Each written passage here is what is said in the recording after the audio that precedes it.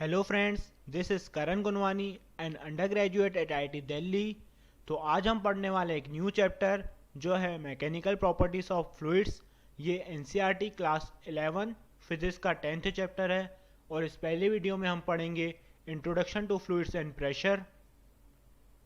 इस वीडियो में हम देखेंगे इंट्रोडक्शन कि फ्लूइड्स क्या होता है, फ्लूइड्स की कौन कौन सी प्रॉपर्टीज़ होती हैं। फिर हम पढ़ेंगे प्रेशर के बारे में। इसके बाद हम देखेंगे पास्कल्स लॉ।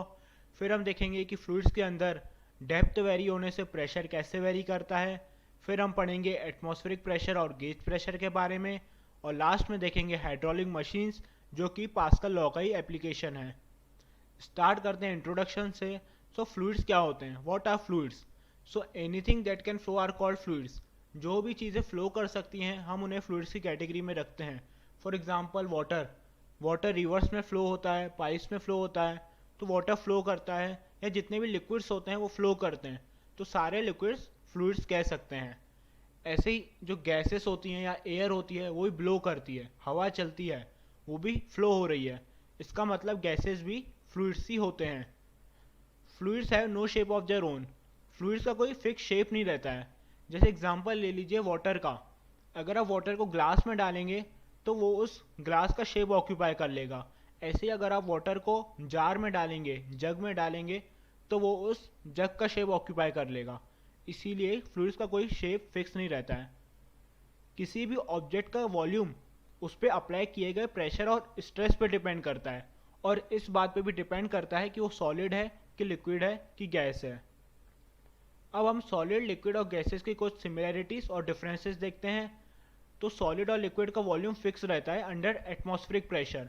मतलब एटमॉस्फेरिक प्रेशर मतलब कि हम उन्हें जब नॉर्मली एटमॉस्फेयर में छोड़ देंगे तो तब एटमॉस्फेयर जितना प्रेशर लगा रहा होगा उसके अंडर में सॉलिड और लिक्विड का वॉल्यूम फिक्स रहता है, चेंज नहीं होता है। लेकिन गैसेस का वॉल्यूम जो होता है वो हमेशा चेंज होता है, और गैसेस स्प्रेड होके उस कंटेनर का शेप ले लेती हैं और पूरी वॉल्यूम ऑक्यूपाई कर लेती हैं। फॉर एग्जांपल आप यहाँ पे देख सकते हैं, यहाँ सॉलिड का वॉल्यूम फिक्स है, लिक्विड का भी वॉल्यूम फिक्स है, लेकिन जो गैस होगी उसका वॉल्यूम पूरे कंटेनर के बराबर होगा। अगर कंटेनर बड़ा ले लेंगे तो गैस वो और फैलेगी और उस पूरे बड़े कंटेनर का वॉल्यूम ऑक्यूपाई कर लेगी। अब अगर हम उस एटमॉस्फेरिक प्रेशर के अलावा एक एक्सटर्नल प्रेशर अप्लाई करते हैं तो सॉलिड और लिक्विड का वॉल्यूम में बहुत कम चेंज आता है, बहुत मिनिमल, एकदम नेग्लिजिबल चेंज होता है। लेकिन अगर हम कोई एक्स्ट्रा प्रेशर गैसेस के ऊपर अप्लाई करेंगे तो वो काफ़ी ज़्यादा कंप्रेस हो जाएंगी, उनका वॉल्यूम चेंज हो जाएगा। क्योंकि गैसेस के जो मॉलिक्यूल्स रहते हैं वो काफ़ी दूर दूर रहते हैं, तो जब हम फोर्स लगाएंगे, प्रेशर लगाएंगे, तो वो मॉलिक्यूल्स पास आ जाएंगे और गैस कंप्रेस हो जाएगी। लेकिन लिक्विड और सॉलिड्स आसानी से वॉल्यूम चेंज नहीं करते हैं। आपने सॉलिड चैप्टर में शियर स्ट्रेस के बारे में पढ़ा होगा।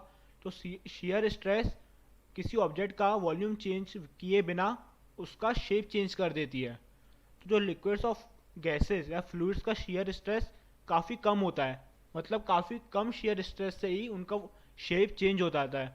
लेकिन सॉलिड का अगर शेप चेंज करना हो तो उस पर काफ़ी हाई शियर स्ट्रेस अप्लाई करना पड़ेगा।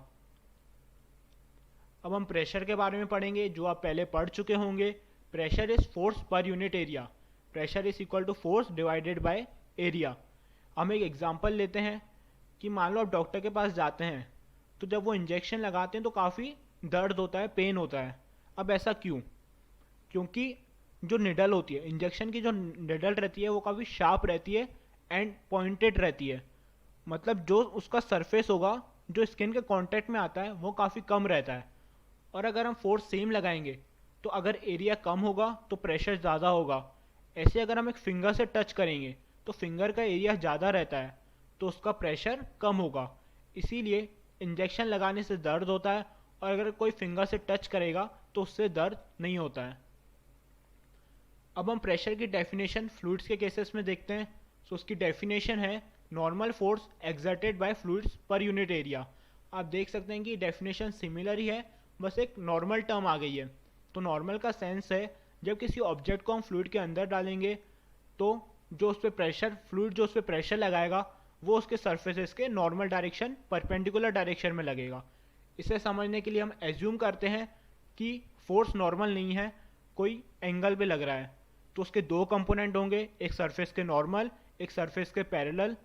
तो जो सरफेस के पैरेलल होगा, हमने न्यूटन लॉ में पढ़ा है, न्यूटन थर्ड लॉ में पढ़ा था, every action has an opposite and equal reaction. तो अगर फ्लूइड इस सरफेस पे एक पैरेलल कंपोनेंट फोर्स लगा रही होगी, जो फ्लूइड होगा, जो ऑब्जेक्ट होगा, वो भी इस फ्लूइड पे एक अपोजिट पैरेलल डायरेक्शन में ही फोर्स लगा रहा होगा। उस फोर्स के कारण इस फ्लूइड में एक मूवमेंट होगा, एक फ्लो आएगा। लेकिन जैसे हम जानते हैं कि ये फ्लूइड रेस्ट पर है, स्टेशनरी है, इसका कुछ मूवमेंट नहीं हो रहा है, इसका मतलब वो फोर्स भी नहीं आएगा। तो ये दोनों जो स्टेटमेंट है एक दूसरे को कॉन्ट्राडिक्ट कर रहे हैं, काट रहे हैं। तो हमने जो एज्यूम किया था कि फोर्स नॉर्मल नहीं है, किसी एंगल पे है, वो गलत है। इसका मतलब फ्लूइड्स के अंदर फोर्स या प्रेशर हमेशा सरफेस के नॉर्मल डायरेक्शन में ही लगता है। अब हम प्रेशर के कुछ इंपॉर्टेंट पॉइंट्स देखते हैं। प्रेशर एक स्केलर क्वांटिटी है। जैसे कि आपको फॉर्मूले से लग रहा होगा कि फोर्स तो एक वेक्टर क्वांटिटी होती है, तो प्रेशर भी वेक्टर होना चाहिए, लेकिन ऐसा नहीं होता है, क्योंकि इस फॉर्मूले में जो फोर्स होता है वो एक नॉर्मल कंपोनेंट रहता है। आपने वेक्टर चैप्टर में पढ़ा होगा कि किसी वेक्टर को हम उसके हॉरिजॉन्टल और वर्टिकल कंपोनेंट्स में रिप्रेजेंट कर सकते हैं। जैसे हम यहाँ पे देख सकते हैं, तो जो Vx और Vy हैं, ये सिर्फ कंपोनेंट्स हैं, ये मैग्नीट्यूड्स हैं, स्केलर क्वांटिटीज़ हैं। तो यहाँ पे भी जो फोर्स है वो उसका सिर्फ एक नॉर्मल कंपोनेंट है, ये सिर्फ एक स्केलर क्वांटिटी है। तो प्रेशर भी एक स्केलर क्वांटिटी होगी। प्रेशर का डायमेंशन फॉर्मूला होता है m into L to the power -1 into T to the power -2। ये कैसे आया, हमें पता है, pressure is equal to force divided by area. Force होता है मास इंटू एक्सेलरेशन। मास का डायमेंशन फॉर्मूला m, एक्सेलरेशन का l into T to the power -2 और a का l स्क्वायर। तो हमें मिलेगा m into L to the power -1 into T to the power -2। Pressure की ऐसा unit newton per metre square होती है। जैसे आप फॉर्मूले से देख सकते हैं, pressure is equal to force divided by area. Force की यूनिट न्यूटन, एरिया की यूनिट मीटर स्क्वायर, तो हमें प्रेशर की यूनिट मिलेगी न्यूटन पर मीटर स्क्वायर। एक फ्रेंच साइंटिस्ट थे ब्लेस पास्कल, उन्होंने फ्लूइड प्रेशर से रिलेटेड काफ़ी स्टडीज़ की थी, काफ़ी रिसर्च की थी, इसीलिए उनके ऑनर में इसे पास्कल भी कहा जाता है। प्रेशर की यूनिट को पास्कल भी कहा जाता है। एक और कॉमन यूनिट है प्रेशर की, एटमॉस्फेयर, जिसे एटीएम से डिनोट किया जाता है। और इस एटीएम की डेफिनेशन है the pressure applied by atmosphere at sea level. तो सी लेवल पे जितना एटमॉस्फेयर प्रेशर अप्लाई करेगी उसे एटीएम कहते हैं। अब पास्कल और एटमॉस्फेयर में रिलेशन है 1 ATM is equal to 1.013 into 10 to the power 5 pascal.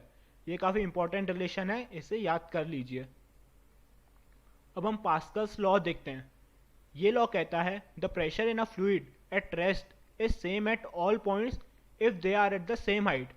अगर फ्लूइड के अंदर दो पॉइंट सेम हाइट पर हैं तो उन पर प्रेशर भी सेम लग रहा होगा, ये पास्कल लॉ कहता है। आप देख सकते हैं कि ए और बी सेम लेवल पर हैं, एक हॉरिजॉन्टल प्लेन पर हैं। तो इस हॉरिजॉन्टल प्लेन पे जितने ही पॉइंट्स होंगे उन सारे पॉइंट्स पर सेम प्रेशर लगेगा, क्योंकि ये सारे पॉइंट्स सेम हाइट पर हैं। अब इसका प्रूफ देखते हैं। अब हम फ्लूइड के अंदर एक राइट एंगल प्रिज्म का एलिमेंट सपोज करेंगे। जैसे कि हम यहाँ पे देख सकते हैं, हमने कोई बाहर से प्रिज्म नहीं डाला है, ये प्रिज्म इस फ्लूइड का ही एलिमेंट है। मतलब इस प्रिज्म के बाहर भी फ्लूइड है और अंदर भी फ्लूइड ही है। हमने एक इमेजिनरी प्रिज्म यहाँ पे पुट किया है। अब ये प्रिज्म काफ़ी स्मॉल साइज का है, तो इसके जितने ही पॉइंट्स होंगे उन पर acceleration due to gravity same ही लगेगा। इसलिए अभी हम जी को यहाँ पे कंसीडर नहीं करेंगे, क्योंकि सब पर जी वैसे भी सेम ही लग रहा है।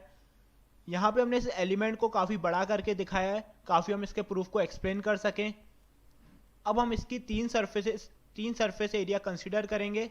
एक BEFC बेस एरिया, एक स्लैंट एरिया ADFC और एक वर्टिकल एरिया ADEB।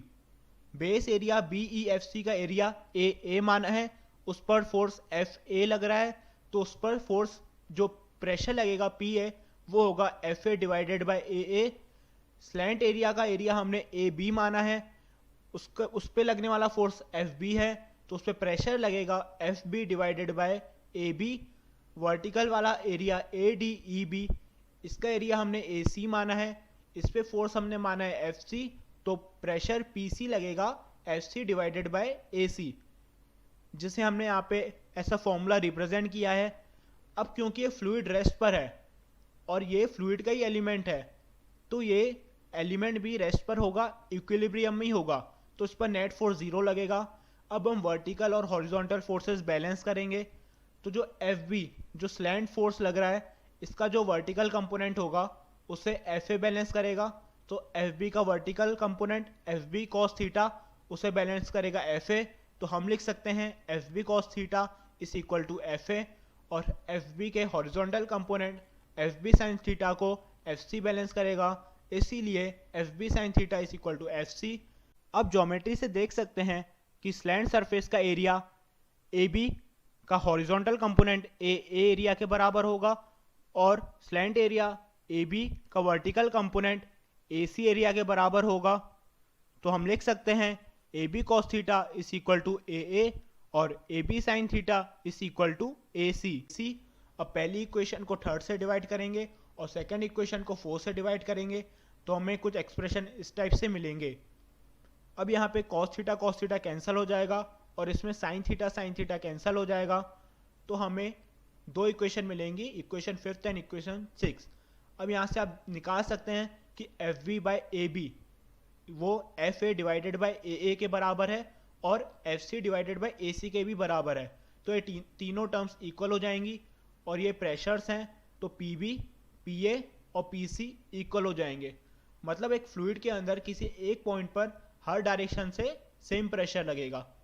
इसी तरह अब हम एक सिलेंड्रिकल रॉड एलिमेंट सपोज करेंगे फ्लूइड के अंदर, और ये रॉड हॉरिजॉन्टली रखी हुई है। अब ये भी इक्विलिब्रियम पे होगी, तो इस पे भी सारे नेट फोर्स 0 होगा, तो इस कर्व सरफेस पे नेट फोर्स 0 होगा। अब हम इसकी जो फ्लैट सरफेस है, सरफेस A और सरफेस B, इस पे अगर फोर्स निकालेंगे तो दोनों फोर्सेस सेम होने चाहिए, तभी नेट फोर्स 0 होगा और ये रेस्ट पर होगा। तो अगर फोर्सेस सेम होंगे तो A और B सरफेस पर लगने वाला प्रेशर भी सेम होगा। तो इसका मतलब दो पॉइंट्स A और B सेम लेवल पर है और इन पे लगने वाला प्रेशर PA और PB भी इक्वल है। तो हमने पास्कल लॉ प्रूफ कर दिया है। अगर इनके बीच में कोई प्रेशर डिफरेंस होता तो फ्लूइड पर एक फोर्स आता, उसकी वजह से फ्लूइड फ्लो करता, लेकिन फ्लूइड स्टेशनरी है, रेस्ट पर है, इसीलिए सेम हाइट पर प्रेशर सेम लगेगा। अब हम देखते हैं कि हाइट वेरिएशन, जब हाइट वेरी करती है तो उसके अकॉर्डिंग प्रेशर कैसे वेरी करता है। इसमें भी हमने एक सिलेंड्रिकल कंपोनेंट यहाँ पे सपोज किया है, तो इसका जो कर्व सरफेस होगा, जो हॉरिजॉन्टल फोर्सेस होंगे वो सारे बैलेंस होंगे, बाकी बचेंगे वर्टिकल फोर्सेस F1 जो कि सरफेस 1 पे प्रेशर P1 के कारण लगेगा, और F2 जो कि सरफेस 2 पे प्रेशर P2 के कारण लगेगा। इस सिलेंडर का हाइट h है और इसका बेस एरिया A है। जो F1 होगा इस इक्वल टू P1 1 पे लगने वाला प्रेशर इंटू 1 का सरफेस एरिया जो कि A है, और 1 और 2 का सरफेस एरिया सेम होगा, तो F2 होगा P2 इंटू A। अब इस सिलेंडर के अंदर जितना मास होगा M, उसके कारण जो नीचे फोर्स आएगा वो mg होगा। अब हम वर्टिकल डायरेक्शन में फोर्सेस बैलेंस करेंगे, तो F1 प्लस mg के फोर्स को बैलेंस करेगा F2 जो कि अपवर्ड डायरेक्शन में लग रहा है, तो F2 is equal to F1 plus mg हो जाएगा। इसका मतलब P2A is equal to P1A plus mg होगा। P1A को लेफ्ट में भेजेंगे तो P2 minus P1 into A is equal to mg होगा। अब इस सिलेंडर के अंदर जितना मास होगा वो बराबर होगा रो, मतलब इस फ्लूइड की डेंसिटी इंटू इस सिलेंडर का वॉल्यूम। अब इस सिलेंडर का वॉल्यूम कितना होगा, बेस एरिया इंटू सिलेंडर की हाइट, मतलब वॉल्यूम होगा A इंटू एच। तो मास हमें मिलेगा रो, इंटू वॉल्यूम की जगह हम डालेंगे A इंटू एच, तो मास मिलेगा रो ए एच।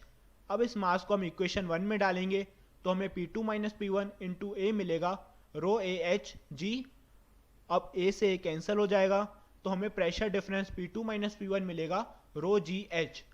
हम इस फॉर्मूले से क्लियरली देख सकते हैं कि जो प्रेशर डिफरेंस, दो पॉइंट के बीच में प्रेशर डिफरेंस जो है वो उन दोनों सरफेस के बीच की डिस्टेंस और फ्लूइड की डेंसिटी रो और एक्सेलरेशन ड्यू टू ग्रेविटी जी पर डिपेंड करता है। अब हम एक केस लेते हैं जिसमें सिलेंड्रिकल कंपोनेंट का टॉप सरफेस है वो फ्लूइड के टॉप सरफेस पे आ गया है। अब उस पर जो प्रेशर लगेगा वो एटमॉस्फेरिक प्रेशर के बराबर होगा।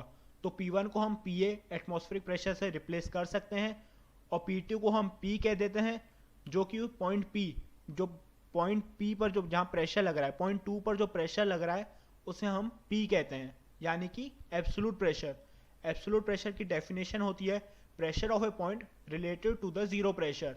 मतलब कि जैसे हमने पोटेंशियल एनर्जी में पढ़ा था, हम इन्फिनिटी पर जीरो प्रेशर एज्यूम कर सकते हैं और उसके रिस्पेक्ट में किसी और पॉइंट पर प्रेशर निकालते हैं। इसी तरह एब्सोल्यूट प्रेशर जो होता है वो किसी पॉइंट का प्रेशर जीरो प्रेशर के रिलेटिव होता है। अब हम इक्वेशन में पुट करेंगे तो P2 minus P1 is equal to rho g h. P2 की जगह हम डालेंगे PA और P1 की जगह डालेंगे हम P1 की जगह डालेंगे PA जो कि एटमॉस्फेरिक प्रेशर होगा, और P2 जो कि नीचे वाला सरफेस है उसकी जगह डालेंगे हम P। तो हमें मिलेगा P is equal to PA plus rho g h. इसका मतलब है किसी डेप्थ पर, फ्लूइड के किसी डेप्थ h पर एटमॉस्फेरिक प्रेशर से रो जी एच प्रेशर ज़्यादा लगेगा, और जो ये एक्सेस प्रेशर होगा इसे गेज प्रेशर भी कहते हैं।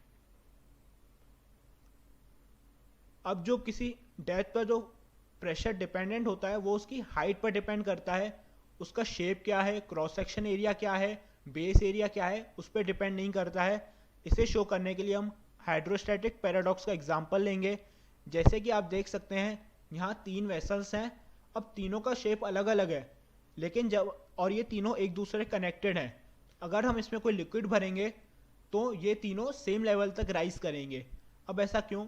अब सपोज कीजिए डी पॉइंट पर प्रेशर कितना होगा, वो होगा PA इस टॉप सरफेस पे प्रेशर जो कि एटमॉस्फेरिक प्रेशर होगा, प्लस रो जी एच इस कॉलम की हाइट।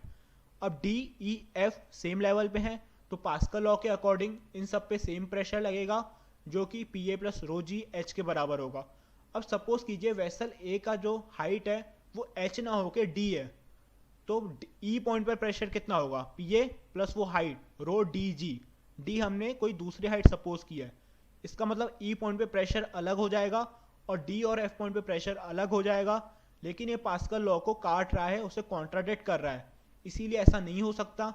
तो irrespective of the shape of the vessel, अगर तीनों वेसल कनेक्टेड हैं तो उनमें लिक्विड सेम हाइट तक होगा। अब हम पढ़ते हैं एटमॉस्फेरिक प्रेशर के बारे में। सो एटमॉस्फेरिक प्रेशर क्या होता है? It is pressure exerted by weight of the atmosphere. जैसा कि हमें पता है एटमॉस्फेयर में बहुत सारे एयर मॉलिक्यूल्स, गैस मॉलिक्यूल्स रहते हैं। अब इन गैस मॉलिक्यूल्स का कुछ वेट रहता है और इसी वेट के कारण वो किसी एटमॉस्फेयर में रखे ऑब्जेक्ट पर फोर्स लगाएंगी और इसी फोर्स के कारण उन ऑब्जेक्ट पर एक प्रेशर आएगा जिसे एटमॉस्फेरिक प्रेशर कहते हैं। इस एटमॉस्फेरिक प्रेशर की सी लेवल पर वैल्यू 1.01 इंटू 10⁵ पास्कल होती है, जिसे हम ऐसा रेफरेंस पॉइंट कहते हैं। इसका मतलब सी लेवल पर एटमॉस्फेरिक प्रेशर 1 atm के बराबर होता है।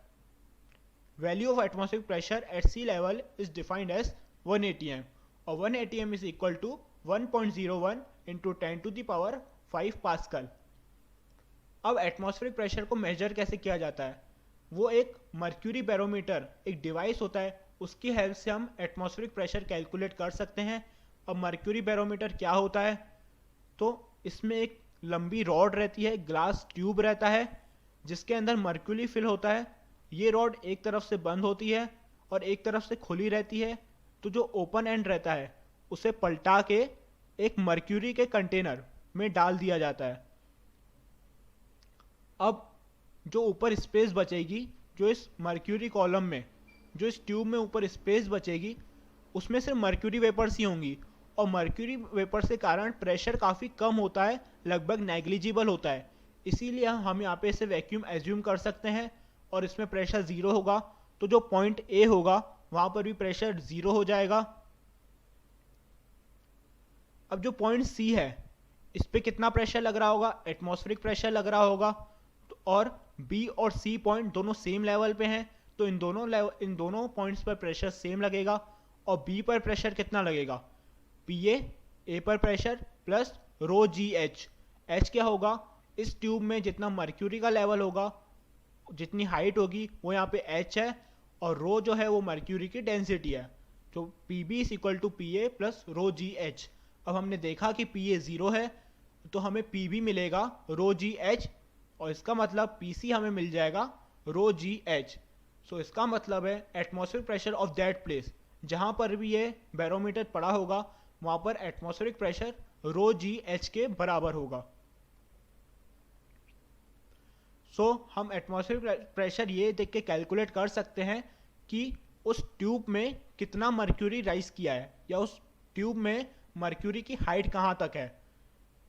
और ये एक्सपेरिमेंट से ऑब्जर्व किया गया कि सी लेवल पर उस ट्यूब में मर्क्यूरी की हाइट 76 सेंटीमीटर होती है। तो हम कह सकते हैं कि 1 atm is equal to 76 centimetre of mercury या Hg। अब प्रेशर की कुछ यूनिट्स होती हैं एटमॉस्फेयर, जिसके बारे में हमने पहले भी पढ़ा, और सी लेवल पे प्रेशर 1 atm होता है। एक और यूनिट होती है टॉर। टॉर का मतलब होता है 1 mm ऑफ Hg। अगर हम कहें कि किसी प्लेस का प्रेशर 1 टॉर है, इसका मतलब उस प्लेस पे जो मर्क्यूरी का लेवल होगा ट्यूब में वो 1 mm होगा। एक और यूनिट होती है बार, जिसमें कहते हैं 1 bar is equal to 10⁵ pascal. इससे आप याद रख लीजिए क्योंकि बहुत सारे क्वेश्चन में प्रेशर बार के टर्म्स में दिया रहता है। अब हम देखते हैं गेज प्रेशर। जैसा कि आपने पहले ही पढ़ा कि ये एक्सेस प्रेशर रहता है किसी सिस्टम के अंदर। जो पॉइंट रहता है P, तो एटमॉस्फेरिक प्रेशर से, एटमॉस्फेयर में जितना प्रेशर है उससे एक्स्ट्रा प्रेशर कितना आ रहा है उसे गेज प्रेशर कहते हैं। अगर सिंपल भाषा में कहें, pressure difference between system and atmosphere.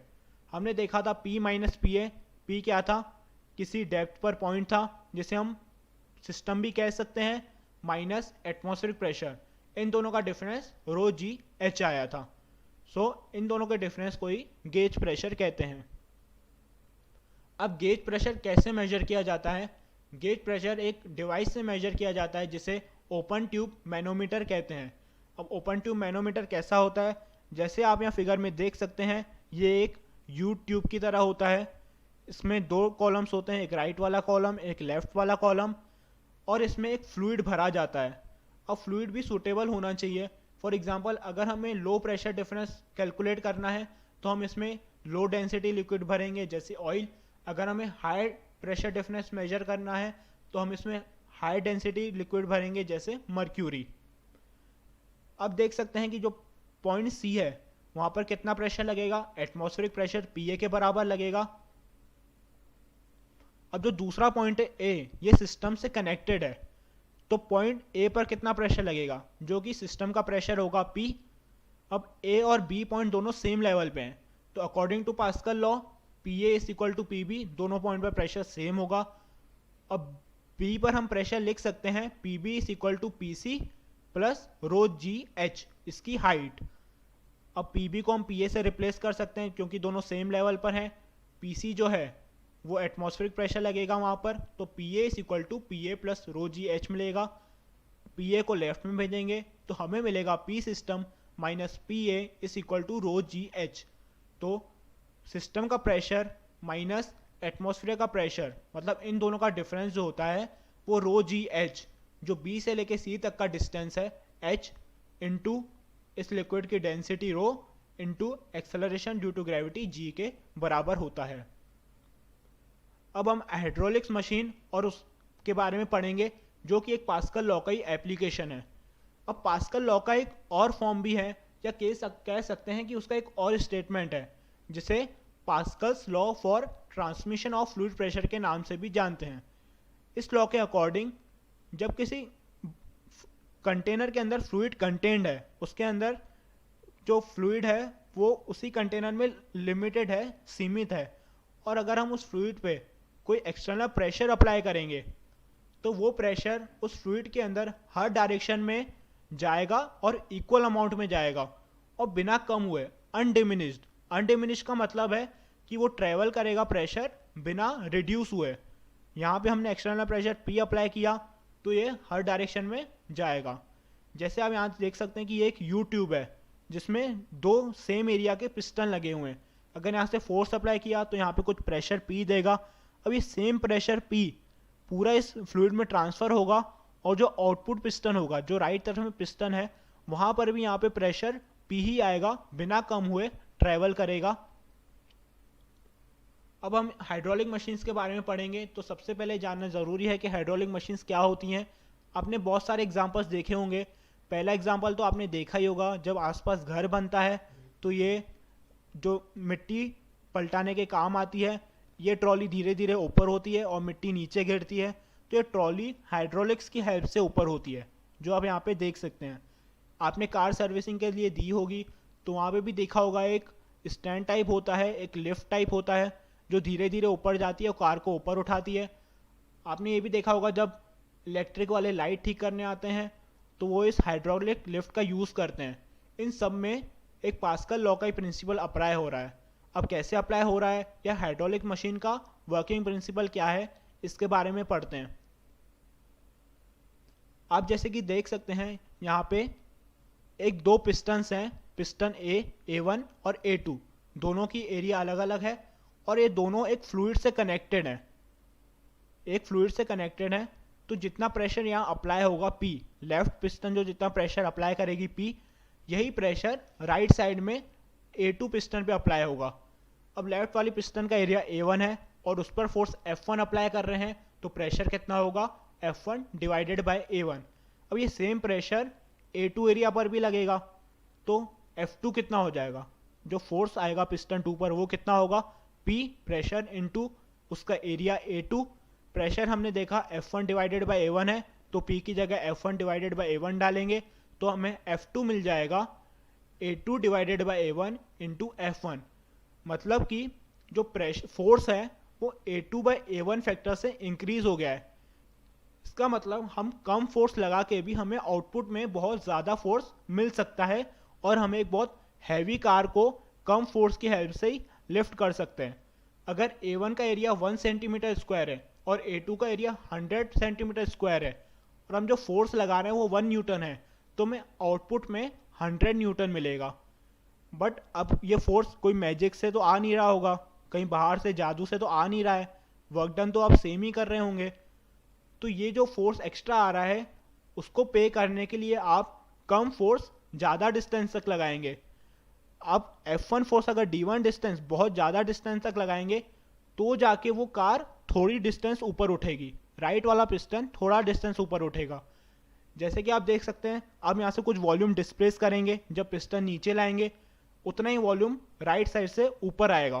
तो आपने यहाँ से कितना वॉल्यूम डिस्प्लेस किया, A1 इंटू D1, जो कि इसका क्रॉस सेक्शनल एरिया इंटू इसका हाइट D1 होगा, तो जितना वॉल्यूम डिस्प्लेस हुआ इंटू उतना ही वॉल्यूम यहाँ से ऊपर आएगा। कितना वॉल्यूम ऊपर आएगा, A2 इसका एरिया जो cross section area into height D2, तो A2 इंटू D2, तो हमें मिल गया D1 divided by D2 is equal to A2 divided by A1। इसका मतलब कि अगर A2 का एरिया, राइट वाले पिस्टन का एरिया 100 सेंटीमीटर स्क्वायर है और लेफ्ट वाले का एरिया 1 सेंटीमीटर स्क्वायर है, तो अगर आपको 100 न्यूटन फोर्स तो मिलेगा, लेकिन आपको लेफ्ट वाला पिस्टन 100 सेंटीमीटर तक नीचे जाना पड़ेगा, तो जाके राइट वाला पिस्टन 1 सेंटीमीटर ही ऊपर आएगा।